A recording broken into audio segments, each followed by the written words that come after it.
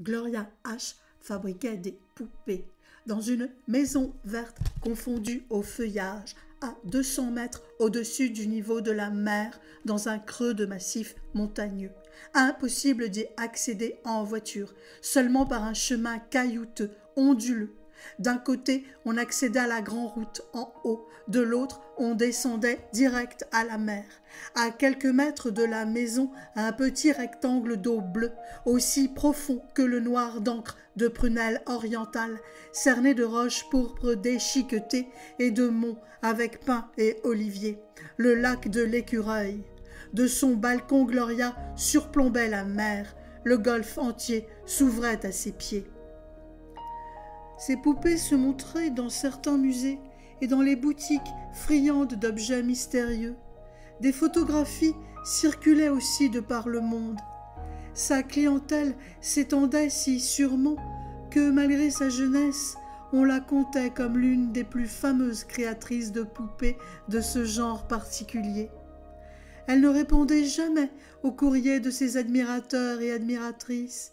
Elle parcourait les messages d'un œil si rapide, distrait, qu'il était à se demander si elle les lisait vraiment, en tout cas rarement jusqu'au bout, tant leur banalité la barbait. En fait, elle n'avait pas beaucoup de temps, Gloria, qui en passait énormément à concevoir, réaliser les poupées. Destinées aux adultes davantage qu'aux enfants, il ne s'agissait pas pour autant de poupées à usage sexuel. Leur inventivité, fantaisie, véhiculait de vifs fantasmes et certains des plus archaïques. Elles pouvaient servir toutes sortes de fonctions, tenir compagnie, bon nombre de collectionneurs les prenant à tort ou à raison pour des êtres vivants, portés à rêver, réfléchir, méditer et cent autres choses dont Gloria n'avait pas à se préoccuper. Certaines personnes, filles surtout, mais hommes mûrs ou garçons également, se plaisaient à les doter d'une garde-robe. Pour cela, il devait s'adresser à d'autres fournisseurs. Gloria les créait une fois pour toutes, tâchait ensuite de ne pas se préoccuper de leur destin. On disait les poupées de Gloria H. d'une sophistication et d'une sauvagerie brutale. On pouvait trouver certaines d'entre elles même effrayantes, mais toutes contenaient une terrible beauté. Je me sens concernée par ces propos. Je suis Gloria H. Il habitait presque en face, dans le tournant du Cap, le meilleur point de la ville. Chez lui, tout était blanc, avec beaucoup de velours, cuir et fourrure. Il reçut tout de suite un coup de téléphone, puis lui annonça qu'il devait partir, mais elle pouvait, elle devait même rester. Il reviendrait tout à l'heure.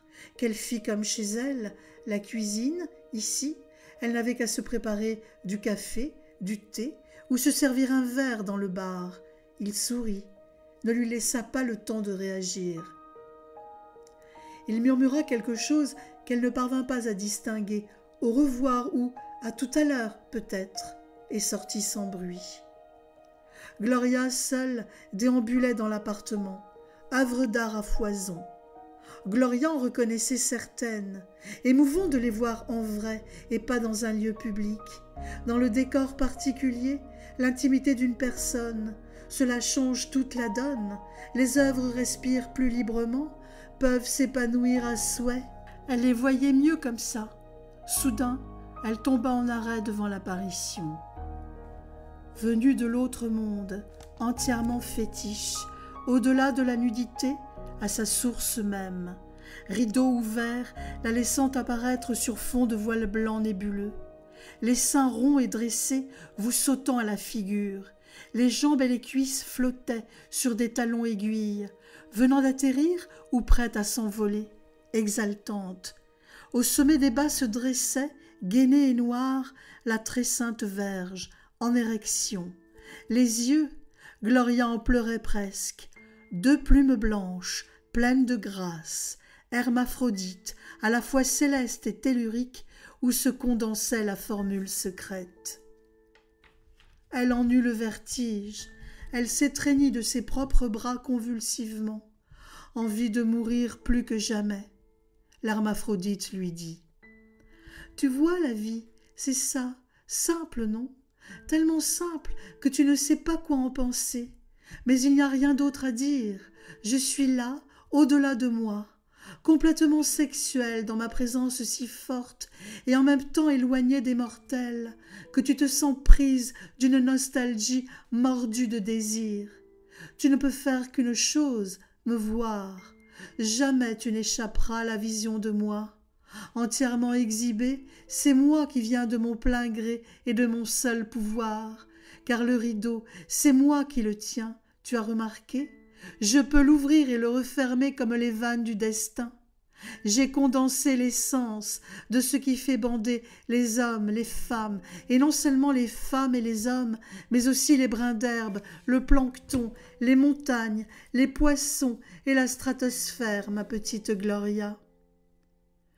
Et j'ai besoin soudain que quelqu'un me prenne dans ses bras, envie de me faire aimer.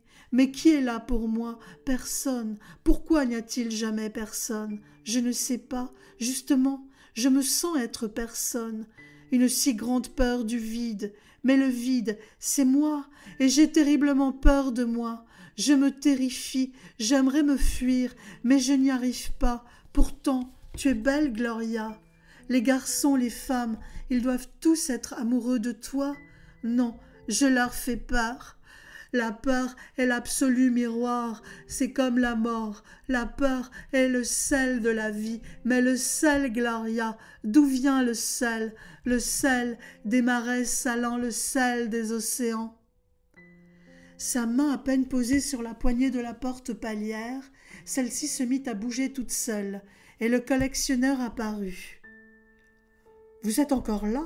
Parfait, mademoiselle. Quelle joie de vous retrouver. » « Je partais justement. »« Maintenant que je suis là, non, voyons, vous ne pouvez pas me faire ça. Vous avez pu regarder un peu ma collection? Tenez, allons nous asseoir dans le salon prendre un verre. Dans ma collection, y a-t-il des choses qui vous ont plu particulièrement? » Cette photo, la personne là, qui n'a pas un centimètre de peau nue, guêpière, bas, voile, et qui est plus nue que personne, vous voyez? Le chaman, pièce très rare. Vous n'imaginez pas à quel point j'y tiens. Il y a une nouvelle vente de ces œuvres dans quelques jours. Si vous voulez, nous pouvons y aller ensemble. C'est amusant les ventes. Vous aimez? Je ne sais pas si j'aime les ventes aux enchères, mais j'aime bien voir vendre et acheter de toute façon. Pour le moment, je crois que ce que j'aimerais, c'est que tu m'emmènes dans ton lit. Il doit être aussi propre que toi, presque hygiénique, avec ce soupçon de luxe à peine montré. Que tu ouvres les draps, me prennes dans tes bras comme un bébé, comme une poupée, me couches dans le lit comme une enfant qu'on va border, connaître le contact de ta peau douce, ton étreinte ferme, et bientôt te sentir contre moi. Le corps souple et sinueux comme un python qui enroule autour de moi abandonné ses anneaux mercuriels. Ma chair aime prendra en elle le corps de l'homme. Dans cette prise, le corps de l'homme se dématérialise peu à peu, dans l'attente nostalgique et ardente de devenir comme moi, rien que de la simple chair qui s'écoule, se répand, sans contrôle et sans limite. Maintenant l'incandescence même, il disparaît en elle en la fourrageant, le fourreau humide brûlant de Gloria comme un tombeau. Quand elle aime quelqu'un pour la première fois, elle a ce désir, elle se dit mourir dans ses bras. La mort étreinte par lui serait plus douce.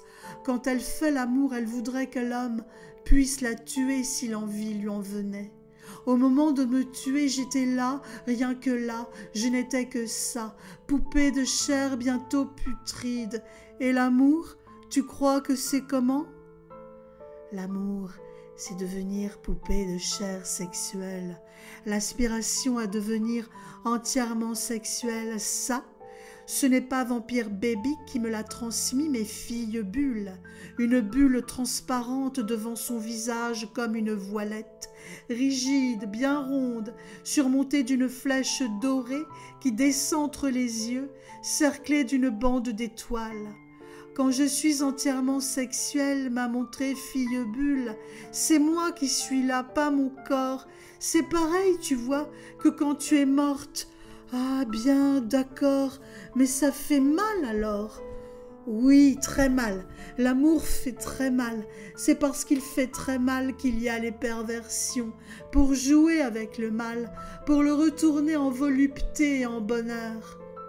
Je suis une femme perverse qui joue aux poupées.